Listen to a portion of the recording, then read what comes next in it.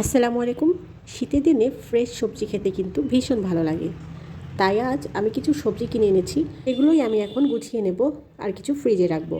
আমি এখানে বেগুন কিনে নিয়ে এসেছি। বেগুন ভর্তা এবং বেগুনের চপ খেতে কিন্তু দারুণ লাগে। এনেছি বাঁধাকপি আর মিষ্টি কুমড়া। এই সবগুলো আমি একসঙ্গে একটি ঝুড়িতে রেখে দেব। অন্যান্য দিনের থেকে শীতের দিনে সবজি আমার একটু বেশি ভালো লাগে। আর এনেছি কিছু সিম,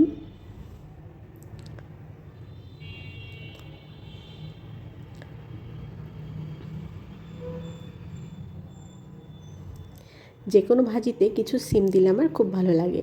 বাজারে নতুন আলু কিন্তু উঠে গেছে, এর সাথে অনেক মাটি আছে, তাই এর সঙ্গে আমি অন্য কোনো সবজি আর রাখছি না।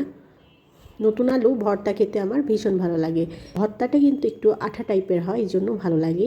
আলুতে অনেক মাটি লেগে আছে বলে আমি পেঁয়াজের ফুল আর রাখছি না আলুর কাছে। এখানে আছে শসা আর গাজর। আমি অন্য একটি ঝুড়িতে শসা আর গাজর রাখবো।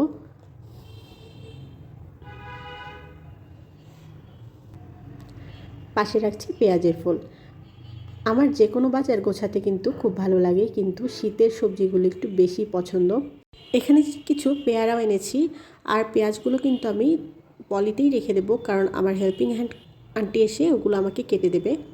এই তো গোছানো হয়ে গেল আমার অল্প কিছু বাজার।